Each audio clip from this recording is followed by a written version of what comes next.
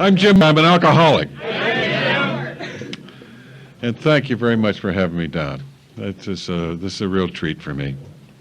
I'll get the boilerplate out of the way. I qualify for this program. Well, actually, I qualify for one reason, is that I have a desire to stop drinking. You don't have to have any other reason. You don't have to pass a test. I mean, there are a lot of guys who think you do. When I came in, some of the old timers, would sit around and say, "Well, if you still have your watch, it's too soon. You haven't suffered enough. Those are the old days. They always talk about the old days, or the good old days. I don't know how good they were. I would tell you the truth. I think AA is better now than it was then. I really do. I think it's a better program. I think that we know so much more about alcoholism now than we used to. We really do. We know more about the disease. We have a wonderful treatment centers, and I mean, I know Bud and I, we wouldn't go a week without seeing a couple of people, doing the fish dance on the floor in the middle of the meeting. They'd be having convulsions, and there'd be some flopping around out there, foaming at the mouth. When I was new in the program, they'd say, "Well, stick your wallet in his mouth to keep him from chewing his tongue," and they kept chewing up my wallet, and so. I got another new guy to do that, and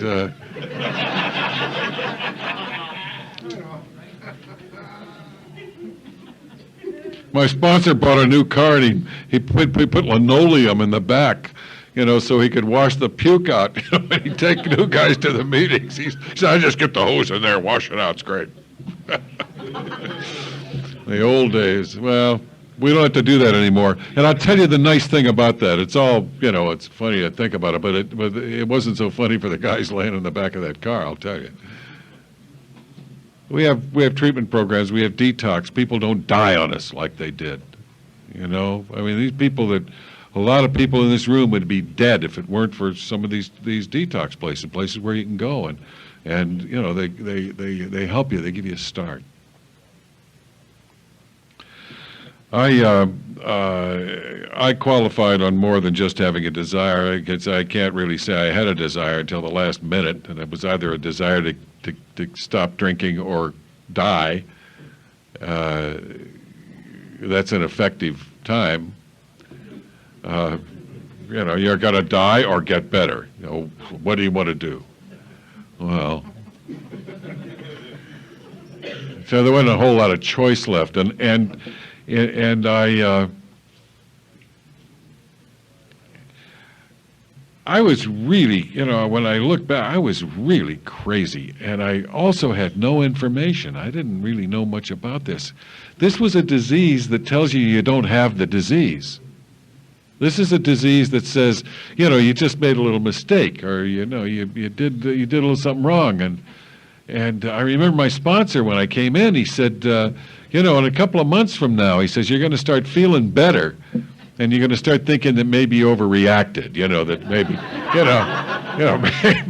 maybe you just could back off of this thing a little bit. But I get uncomfortable, I want to get comfortable. That's all. When I get a little tight, I don't want to. I want some relief. I mean, I drank a lot of times to improve an experience. I thought, Jesus, I've got a hot date with some terrific girl, and I'm going to make it better. I'm going to drink. I'm going to go to the Rose Bowl. See the Rose Bowl. I'm going to go to the parade in the morning, and I'm going to make that a terrific experience. I'm going to drink. What the hell am I talking about? First of all, the police would come and take me away. I didn't have any fun. The girl would say, "Jesus, you threw up on my new suit." I wasn't a lot of fun when I was drinking, and I didn't know how to stop. I didn't know how to stop. It never occurred to me to have a couple of drinks or a drink or stop in for a drink at the bar. I always had that image of myself as one of those kind of cool guys, who would go. I always wanted to be cool. I don't know about you, but I always wanted to be like really, cool. I wanted to have it together.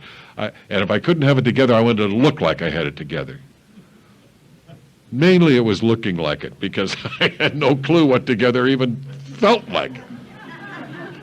I grew up in an alcoholic household. My father was an alcoholic, and he was a dangerous alcoholic. I mean, he was scary. He was either, he was either very charming and wonderful, which he could be, or he was dangerous and would beat the crap. He tried to kill me a couple of times, and then he would turn around, and he was a very talented man. He was a musician, and a very well-known musician at the time. And we had all these like jazz guys in the house and everything, and they were cool. I mean, they all seemed to know what they were doing, and they all liked him.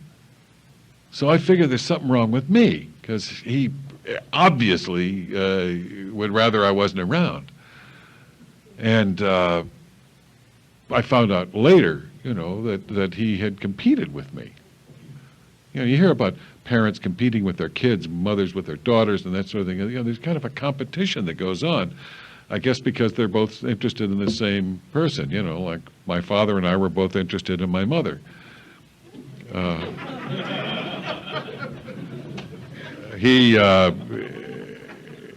And he didn't like the competition much, and he was a lot bigger. And so he could do stuff to me, and he did. See, when I arrived, he wasn't pleased. It was, there was already a kid in the house, him, and he just didn't want that other one around. That's not to malign him too much, but he was a sick, drunk dude too. And I grew up in that kind of an atmosphere. I grew up in an atmosphere where there was everybody was afraid of my father. I mean, everybody in the family, and it was a family that didn't talk. There were rules in our family, and I've discovered since that there are rules in most of these alcoholic families. The first rule I learned was don't talk. Don't talk, don't look scared. Being scared in an alcoholic household is illegal. And don't talk. Don't talk to your mother. And the house was full of secrets. Don't talk to your mother. Don't say that. Don't tell your sister. Don't tell, it was, and for God's sakes, you never say anything outside the house. We would look like Ozzie and Harriet's house, and inside it was like, the Black Lagoon. So I grew up with that, you don't talk, you don't tell anybody nothing. What's wrong? Nothing, everything's fine. Couldn't wait to get out of the house. Used to run away from home. Ran away from home the first time when I was in diapers, and I think I was maybe 2 years old. I got a hold of a screwdriver. It was pretty clever. You think about some of the stuff you did when you were a kid. And it took off the back gate and got down the alley and ran away. Fuck 'em.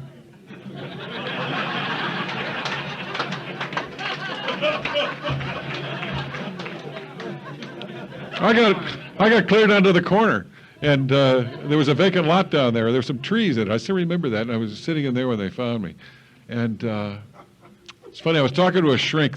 He was a friend and a shrink and a guy I'd known down in New Mexico, and I was telling him about running away, and one time I ran away from home, and I took off really early in the morning, and I was pissed, and I ran away so much that I kept a knapsack in my closet, packed, ready, had all my good stuff in it, like my soldiers and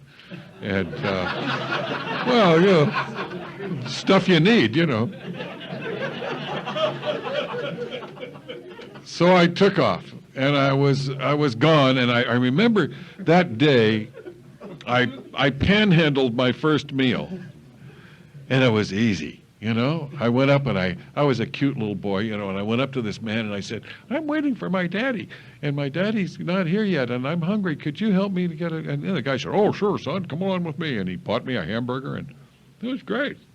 I thought, this is easy.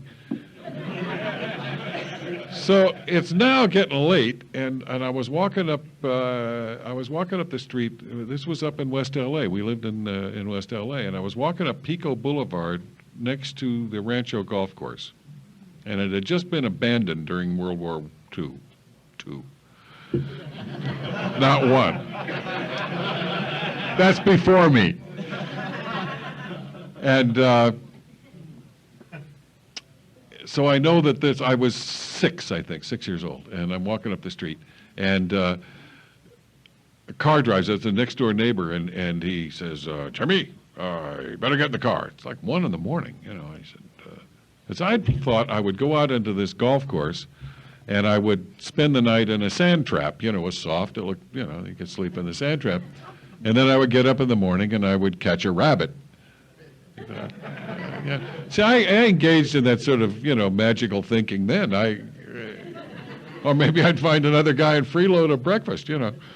But I wasn't too concerned. But this guy said, we get in the car, and I said, well, okay. So I got in the car, we get home, and I'm telling the shrink about this, and when I get there, there's a big opera going on. You know, there's cars and lights everywhere, and neighbors and police, and Jesus, you know, it's all a thing happening. And I thought, gosh, something's going on here. And I walked in, and my mother sees me and screams and faints. Well, she was Southern, you know. She had that kind of, she would, you talk about black belt stuff, you know. She was really good at this. And she, you know, I'm going to make you suffer. My heart. Bless her heart, you know. The untreated Al-Anon. Yeah, well, oh, listen, don't knock that. I learned a lot of stuff from my mother, you know. I learned great stuff. I learned how to do that, you know. I would hurt myself to make you feel guilty. How's that? Wreck your life, then you'll be sorry.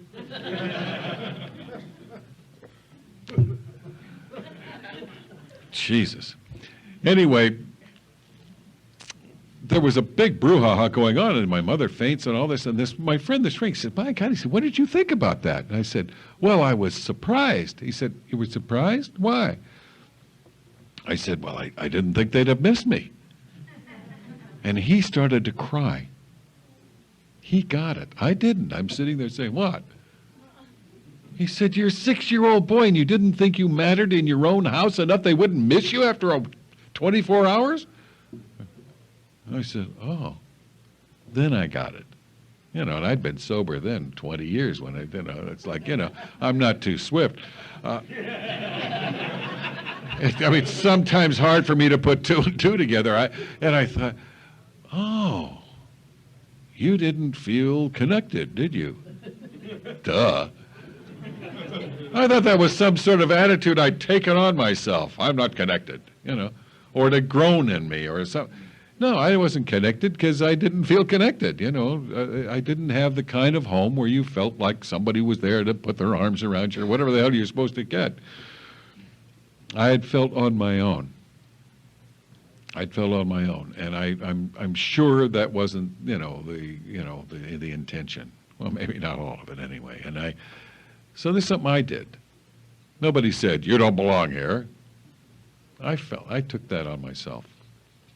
One of the things I've learned in AA that's been very, very powerful, there was a time, you know, when it was very popular to sort of blame your parents for everything, and well, you know, I mean, some of them are pretty shitty parents and raised pretty shitty kids, you know, so this has been going on, you know, since people crushed grapes, so I a lot of what happened to me, a lot of things that I did as a child, and a lot of things I learned as a child really weren't my fault. I mean, you could point and say, yeah, I didn't do that. But my life is my responsibility, my life now. So I can't, in all conscience, say, you know, I'm unhappy today and it's Dad's fault. I mean, come on. Dad's been dead since 1980. Poor man. I can't do that anymore. I have to take responsibility for my life. If I'm going to be happy, I'm the one who's going to have to do that. If I'm going to live a good life, it's up to me. I can't keep looking for somebody else to make it okay. I'll never find the woman that's going to make it okay. No pejorative against women. They do their best, And no more they're going to find some guy who's going to make it okay. It just doesn't work that way. Damn it, I wish it did. I've been sold a bill of goods. Maybe we all have. This is a kind of thing where it's up to me to get well, and there's a way to do it. That's the good thing, the good news. Now, you'd think coming from the family I did and all the drinking and carrying on, that I wouldn't ever drink again. I would never even think about drinking. I would just, I'd recoil from it. I couldn't wait. I couldn't wait to start. I loved the idea. Because I thought drinking was cool. I thought drinking, there was something magic about it. There was something sophisticated. And, I had this image of, movies are full of that. That's, you go to movies and everybody's drinking and look at a Western movie. You ever go to a Western movie? It all happens in the saloon. When they're not killing each other in the street, they're in the saloon. And they're drinking. And if you don't drink, they'll kill you for that. Yeah. You want a glass of milk? Kill them. Yeah. Men drink. So it was a kind of a machismo thing, I guess, to drink. And then there were the sophisticated movies, where I looked at one on television not long ago, The Thin Man. And, then here's this guy, he's half loaded all the way through the movie, He was like, very suave and kind of, he had a little buzz going, And he's married to this great girl, and she's wearing these kind of satin things, and looking good, and every scene starts with somebody saying, God, I need a drink. Every scene. There's a scene in that movie, I swear to God, there's a scene in that movie. It's 3 a.m, and he's sitting on the edge of his bed. They have twin beds in those movies. He's sitting on the edge of the bed, and he's mixing a drink, and his wife wakes up, and she says, what are you doing? And he says, I'm making a drink. She says, well, make me one. Yeah, that's the kind of girl for me. Get me one of those. I did. I buried her a couple of years ago. Poor darling. She could never stop. And God bless her. This is a fatal disease we have. This plague.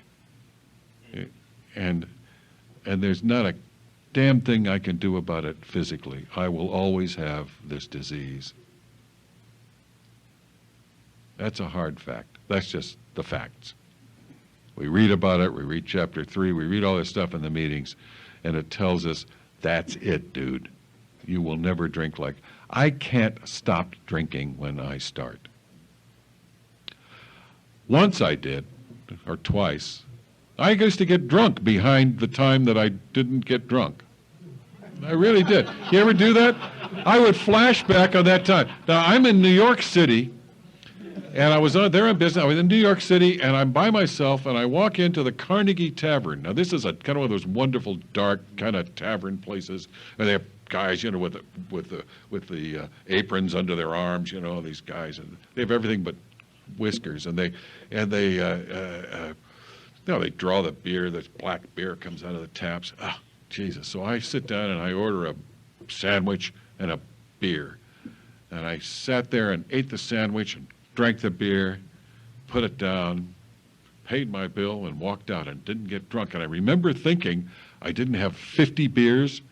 I went about my day. I probably got drunk that night. I don't remember. But I do remember I didn't drink that day. And I remember congratulating myself on not getting loaded.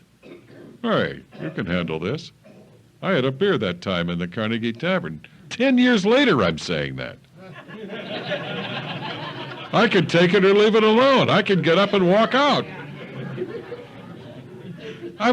You know, we don't think like other people, alcoholics. There's something, there's some lapse in our logical thinking. And we don't really, we don't see things like other people do. There's a joke, I love this joke, about, that movie Leaving Las Vegas. I drank like that guy. I went there and really identified that guzzling, that thirst, that feeling. Oh, Jesus. And I know everybody in the audience came out, and they all said, oh, my God, I'm never going to have another drink. Oh, Jesus. The alcoholic comes out and says, oh, my God, I'm never going to another movie.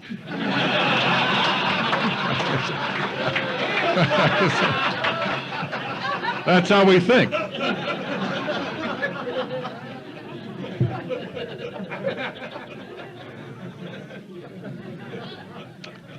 It says in the book, that the great delusion of every alcoholic is that we can drink, like everybody else.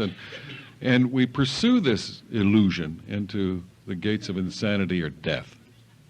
No kidding. That's what the illusion is. My disease is illusion.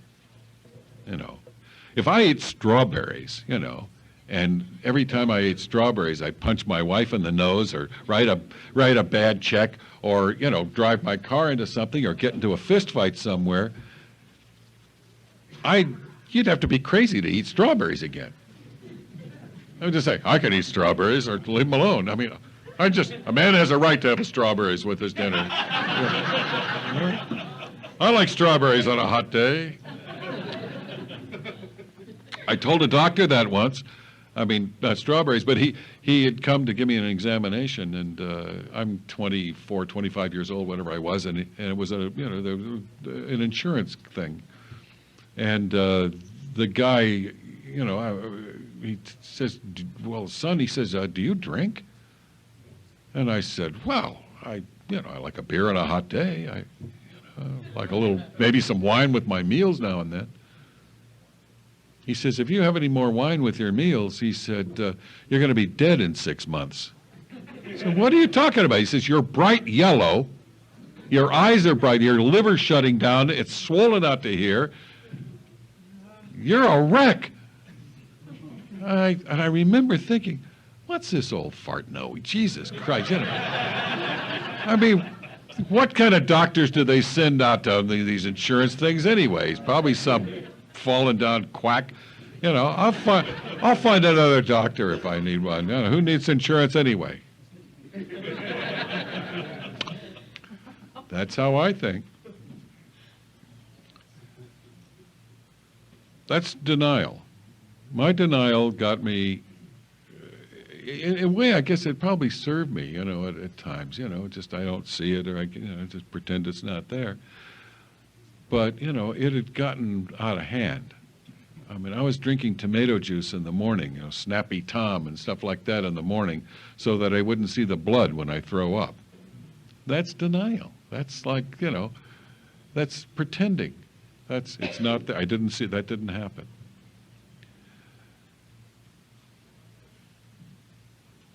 And I would continue, to drink and continue to do it, continue to, in spite of everything. I still had a car, and I'd go out in the morning to check and to see if there was any blood on the fenders or anything, if I'd run over somebody. I always had that horror because I was in blackouts. Much of the time, I drank in blackouts. Sometimes they lasted for days. I came to one morning doing 100 miles an hour on the wrong side of the freeway, someplace. Fortunately, it was just sunup, and there weren't too many cars. But the ones that were there were not happy. And, guys are going by. So somehow I came out of this blackout, and here I am, and I got the car turned around. I remember I pulled off an exit. There was like pine trees and things around. I didn't know where the hell I was. And I found a newspaper kiosk in these pine trees, and I was in Carmel, California. And I remember I called my wife then, and she was, she drank a lot too. And I said, I'm in Carmel. And she said, well, why didn't you call me? I said, I don't know. You know, I didn't know I hadn't. I'd been gone 3 days. And I said, well, I better come home. She said, okay. What a girl. Not you son of a bitch. Okay.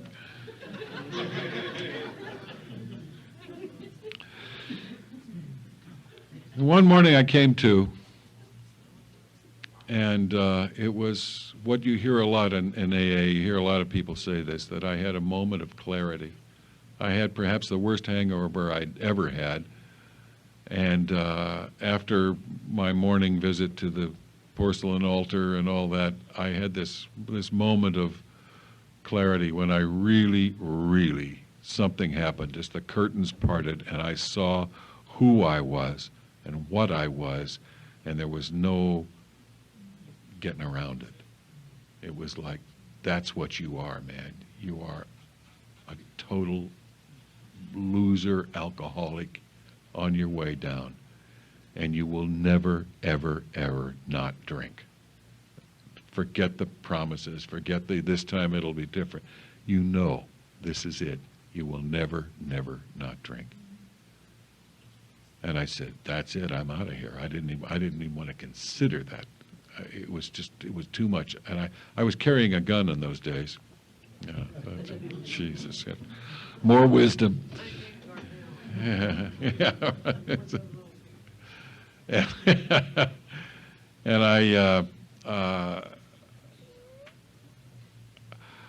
went and got the gun. I stuck it in my mouth. I was just going to get out, just blow my brain. Get out of here now. Do it. Just anything to get away from the reality of what I saw. And as I was pulling the trigger, literally, something happened. It was a spiritual experience I know now, but something quite magical happened. And it was as though I heard a voice, and it was like really, really clear. And it said, hey, wait a minute, man, maybe you're an alcoholic. No shit, me? I was, duh. But it had never occurred to me that I might, well, maybe, you think? So I knew this woman. I used to get drunk with her husband, and she was on AA, and she was this AA cheerleader. She was like this zealot. She loved AA, talked about it all the time. She drove us crazy. And she was always on a big book, and, Bill Wilson, and she was saying, I said, yeah. So I called her up, and I said, do you go to those meetings? Maybe you could take me to one of those meetings. She said, well, it's about time. Can you not drink today? I said, sure. Well, I like to tell people what they want to hear. I had no clue whether I'd drink or not, but in the event, I didn't drink that day. And I really was suffering, and I lots of times, when, especially, after a run, I would have to drink because I drank. That thing where you're so wrecked, you gotta drink. Well, I didn't drink that day, and I was having the whips and jingles, and I was, and there was the occasional phenomena would go by, and those things, a little music, please, so, did you hear that? So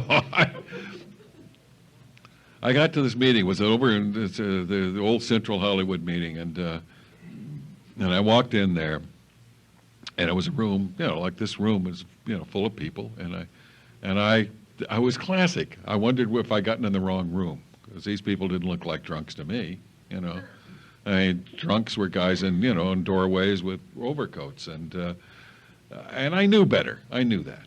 I didn't know what to expect. I truly didn't. I didn't know if I was an alcoholic. I didn't know anything about it. But I'll tell you this, that I do remember this, as screwy as I was. I remember how kind they were to me. I remember the kindness of everybody there. And I remember, don't leave, it's just getting good. I remember the kindness. I remember and I remember them reading the chapter 5, and I like that preamble where it says we're men and women, gathered together. We don't have any dues. We don't have any fees. There was nobody like going to get me. They were going to like I had something to get. So, but it wasn't a cult. And maybe if it had been, I'd have joined. I don't know. I'd have done anything to keep from feeling the way I was. And I remember hearing chapter 5. I don't remember much about it, except I thought, it's not as bad as I thought it would be. I don't know what I thought I would have to do, something horrid. And I thought, if maybe I'll just fake it, where they won't know. And then they got to the end part, and it's the part I still find a real blessing, and that is that we're not saints, that we're willing to grow along spiritual lines. I didn't have any trouble with that. I really liked that. I could be willing to grow. Maybe that saved my life. I don't know. But I have not had a drink since that meeting. There was a woman that got up, and this was the clincher. There was a woman got up, and she was an old bag, probably 35, So, this one, she had some miles on her, this girl, and she did. She was scrawny and beat up and lines in her face, and she'd fallen off some bar stools. You knew, And she had something in her eyes. There was something going on there. Something was happening there that I couldn't stop looking at her. And she started to talk, and she was a pretty newcomer. She was only had a couple of months, I think. And she started to talk about hangover remorse. She started to talk about that feeling of like, oh my God, I did it again. That self-contempt, that self-condemnation, that self-disgust, that time when you really are, I see heads nodding, yeah. I'm sitting there having hangover remorse. I'm in the middle of it. I'm feeling what she's talking about. And I connected. That moment, I connected with Alcoholics Anonymous. I realized that I was an alcoholic too. If that woman was an alcoholic and she felt that way, that's how I felt too, all the time. I identified, we call that. And I got to tell you, folks, I was relieved. It was a relief to know that there was a name for what was wrong with me. I mean, nobody wants to be an alcoholic. I mean, I didn't set out to be some, boozer. I didn't want to do that. But the fact that I was one was probably the first fact. I didn't know what I was. If I wasn't an alcoholic, then what the hell was I? I mean, I was really in trouble. But I was an alcoholic, and the good news was that there was something you could do about it. That all these people in that room were alcoholics too, and they had a way to live happily, for the most part, without drinking. Hell, I didn't care if they were unhappy, if they weren't drinking, if they had a way to do it. It was amazing to me. It was amazing to me that these people had a way, and it was by doing these spiritual steps. I thought, well, okay, it's a little magical, but, I'm game. I'm game. I'll stick around for this one. And that was September 25th, 1961. Yeah. Pretty cool, huh? Well, we got guys that put that to shame, but, it... But the beauty is that you don't have to go back out again. Unless you start thinking maybe you overreacted.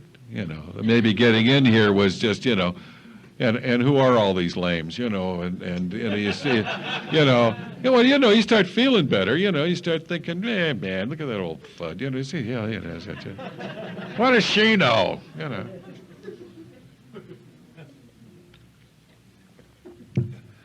That's the dance of death.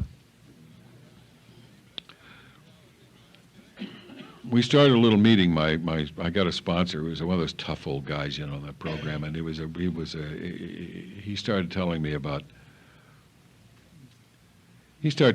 how it really works, you know, what really goes on, and he started me through the steps.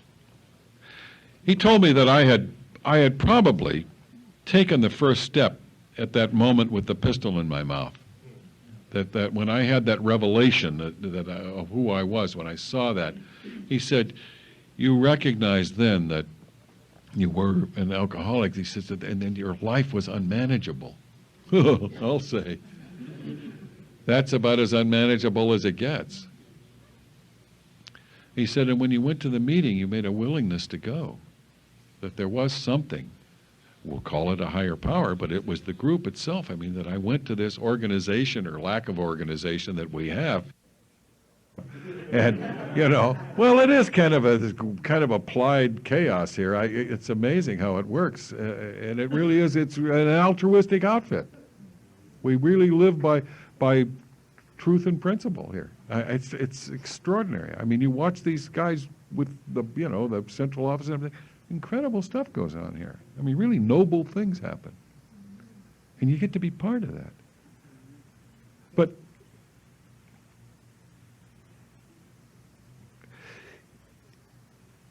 he said things to me like, I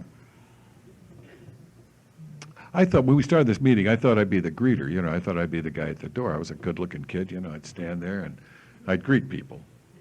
Welcome to AA, I would say, you know. We're glad you're here. Come, bring us your tired, your poor. I had it down, you know. I was going to be the guy. I knew how to talk to people. I would charm them. I'd be lovely with them. You know, they'd come in. They'd never drink again, of course, and they would remember me as the guy who greeted them at the AA door. Someday there might be a statue, you know, with the greeter, and they'd use me. The hand reaching out to the suffering. My sponsor said, young man, he says, you're not going to be the greeter. You're not going to talk to anybody. I said, what? He said, your mouth is killing you. You're talking, you can't think, you can't feel, you can't get anything going here, you can't do this, you can't operate. We want things to go into your head, not come out of it. Jeez. He said, so you're going to be the guy who gets here early and sets up the chairs and makes the coffee and gets the room ready for people to come in. And you're not going to speak, you're not going to read the steps. Nothing. God, you know, he was harsh. He hurt my feelings. I was kind of scared of him, so I did what he said, and I got there early. And I'll tell you, I put up those chairs. I mean, we had these squares on the floor like this. I lined them up, and I could have joined the Wehrmacht the way these were lined up. They're perfect. Ashtray on every other thing, clean. I didn't know how to make coffee. I had to go down and I didn't want to tell anybody. See, I was always afraid of looking bad, so I didn't want anybody to know I didn't know how to make coffee. So I went to a store to ask the lady how you make the coffee, you know. Then I came in like I knew, you know. So I made the coffee. It turned out it was okay coffee. And we had china cups, you know, and I piled the cups. It was perfect. Everything was perfect. I piled the cups up in a pyramid. I mean, this place, it was all right. And I'd pour the coffee for people, quietly. About the third night we did this, I wasn't sure I wanted anybody to sit in my chairs. I wasn't sure I wanted to mess it up. I wanted, hey, you're slipping your chair around a little there, you know. That was on the line before you sat down. No, I didn't have the courage to say that, of course, but that's what I was thinking. And you know, and I wasn't sure I wanted them to drink my coffee either. At least you know, they should respect it. But as the meeting wore on, and I'm standing behind the coffee counter, and I got this funny feeling in me, this weird kind of fuzzy feeling, this kind of warm thing that I'd never really experienced. And I started, tears got in my eyes, and I'd never done that that I could ever remember, you know. And I'm sitting there, and I thought, son of a bitch, I'm happy.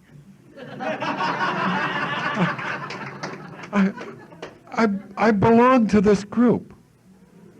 I really belong here. I mean, you know, I could have given you a lecture on why you should wash cups and do all that and be of service. Hell, you know, any nitwit knows it makes you feel like you belong and everything, so I figured I didn't have to do it. I understood it. No, this is not how AA works. AA is a program of experience and its lessons. Experience. You have to do something in order to get the results. It took me a while to figure that out, but the idea at that meeting that I felt like I knew that I was a member of AA, and I would, God knows I talked about it enough, but to feel that connection, to feel that warmth, and it made me cry. You know, Mr. Stoneheart. I actually wept because I was a member of something that I belonged. And it was because I put the goddamn chairs up. Amazing program, this. Amazing program. I had to learn to be willing. I think that's what it is. The secret for me has been willingness. They say that, you know, willing and all these are the indispensable things. Willingness, open-mindedness, and honesty. Now, I would always say, oh, I'm open-minded, and certainly willing. I'm, you know, I mean, because it's cool to be open-minded, right? I mean, you know, I mean, cool people are open-minded. I'll listen to both sides of this thing and make my judgment. I thought that was open-minded, you know. No. And willing to let go of old ideas, you know, I thought, well, of course. But I didn't realize that my old ideas were my old ideas that were protecting me. I had developed ideas and ways of being and ways of living my life out of a sense of need to protect myself. Why? Because I was afraid. And when I finally got to do my inventory and really honestly started looking at it, the reasons behind my part was always fear. And when I really got down and honest about it, I was afraid of somebody. I was afraid of something. I was afraid of exposure. I was afraid of being shamed. Big time. Somebody said tonight they were, you know, this was a shame-based disease. I'm terrified of the shame. My dad's best weapon. My dad and I, by the way, cleaned it up, thanks to this program. I kept thinking he should call me up and make amends, you know. Yeah, and it finally came to me that, you know, again, as I said, if there's going to be a change in the relationship in my life, I'm the one who's got to do it, even when it wasn't my fault. You want a healing to take place, then you've got to do something yourself. Are you willing to have a healing take place? It was the question I always have to ask. I'm angry with somebody, righteously angry. You know, they're wrong and they've hurt me and they've done blah, blah, you know. Am I willing to be well? Am I willing for a healing to take place in this relationship? Am I willing to do that? In the heat of battle with my wife or whoever, am I willing to stop and say, I'd like this to be healed, whatever that means? It's an amazing experience, isn't it? It's just amazing. The minute that I'm willing to be well, something happens. Now, to me, that's my higher power. And that happened with my dad. I finally went to see my dad. You know, everybody still was afraid of him. And I remember I sat down with him, and he made some crack, you know, again about my mother competing with her. I can't remember what it was. And I turned around and I said, Pop, I really wish you wouldn't do that. And I wasn't afraid. I wasn't nervous. It wasn't any of that. Like, none of that. He predictably went through the roof. He was explosive, and but that was his way to protect himself. Explode at people, and they'll back off. And we'd always done it. Didn't work this time. I went out and watered the lawn. I came back in, sat down, and I could feel the volcano rumbling, And in a few minutes, he reached over and he patted my leg, and he said, "Oh, my old man used to do that." And I start to cry. He starts to cry. And we fell in love. Of course, he said, "Cut it out, goddammit, you're making a dame out of me." Well, that was Pop. And we had some great years. We had 10, 12 really beautiful years together. Why? Because I was willing to change. It made it possible then for him to change. It was all that simple. The dynamic changed. I'm going to tell you a story, because everybody's been talking about it tonight. And Bob was saying, anyway, a few years ago, I had the opportunity to go to Italy. And I was in Florence, and Florence is just, it's amazing. I mean, Italy's amazing. There's meetings there. I mean, it's an incredible place in Italy. And the food, you can't get a bad meal. And I'm in Florence, and I'm looking at the museums, and I'm going to these places, and I mean, the sculpture and the paintings, and it's amazing stuff. And there was a tiny museum I found called the Duomo Museum, and I went in there, and I'm by myself, and it's full of sculpture. It's great. And the stuff that I was looking at, there were people's figures and faces, and they looked like people. They weren't these kind of, stylized, glorious things. They looked like folks, somebody you'd see in the street. You see a little kid, and he looked like a kid. He didn't look like some angelic thing. He looked like some kid that was up to something, And it was the sculptor's name was Donatelli. Every time I would see one of these, it would touch me. Donatelli seemed to have been the guy that did it. And I walked into a room, and I'm looking at these things and marveling at them, and I turn around, and there's a statue about this high, life size, of a woman in dark wood. And it's Mary Magdalene. Now, Mary Magdalene, I've always seen as this kind of, well, I did something a little wrong, but now I'm all better. And, she was like that. She was this sort of holy, beautiful woman. Not this one. This Mary Magdalene had been working in the alleys. This Mary Magdalene was a wreck. She looked like that woman at my first meeting. She was lined, and she was really, really had been through it. But he had her posed in a way with her hand kind of out, and the expression on her face, and I'm looking at it, and the words jumped into my mind. "You mean me?